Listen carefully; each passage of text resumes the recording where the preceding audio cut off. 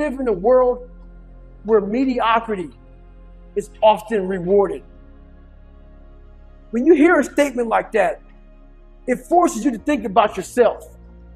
I wasn't even mediocre. I wasn't anything. I was at the bottom of the barrel of life.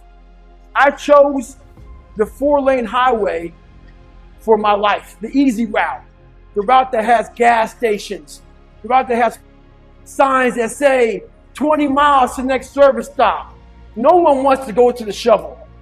They want to choose the 4-lane highway. That's the nice route. The shovel means you're going to fucking hurt. The shovel means you're going to suffer. The shovel means you're going to hit rock a lot of time. And we all know what digging through rock is like. When you hit a root, you got to get some more tools out. If I had no more tools, just a shovel. I was choosing the 4-lane highway. This is when I decided to pick up that shovel that we all decide not to take. I had to make a change in my life. I had to become obsessed.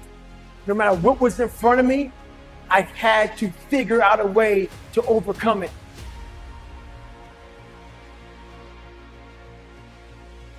In times of suffering, what we do is we forget how hard we really are. Because that's what suffering is. Suffering is a test. That's all it is. Suffering is the true test of life. When things hit you in life that you're afraid of or you're not good at, the first thing you're going to say to yourself is, why am I here anyway? This isn't for me. The water's too cold. The sun's too hot. I'm getting up too early. Why am I doing this to myself? That's what the normal mind says. I had to start training my mind to think about, how the fuck can I get through this? Not giving myself a way out.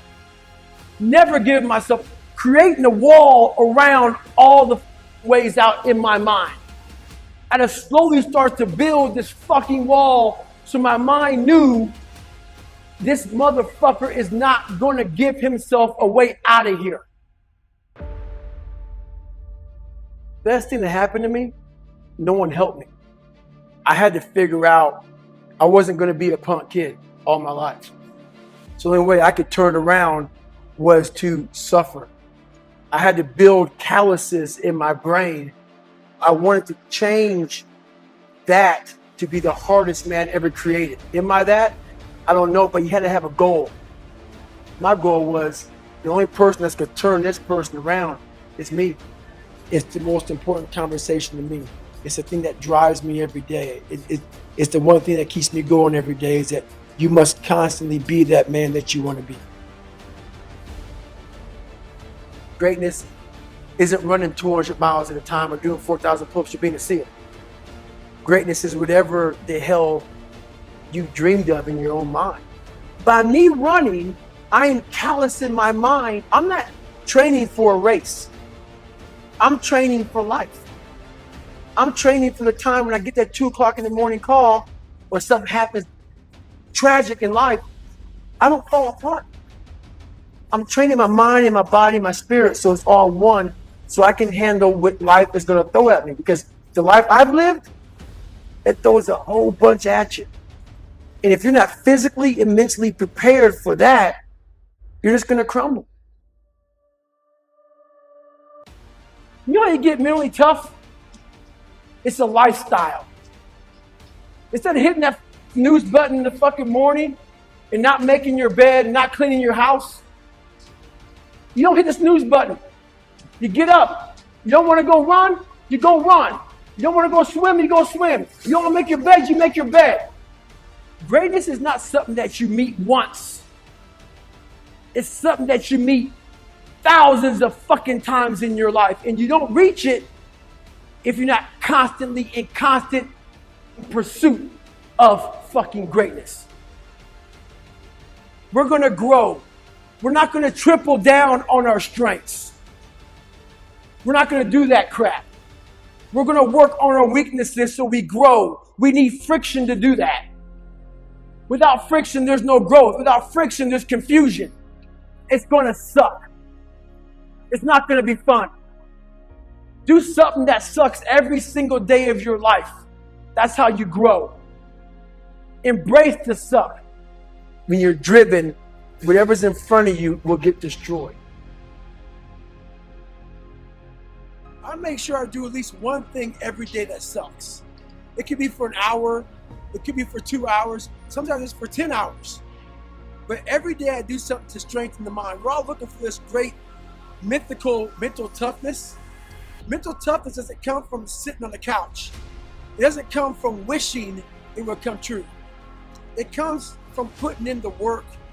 And you have to start developing your mindset. Mindset is not developed by wishing.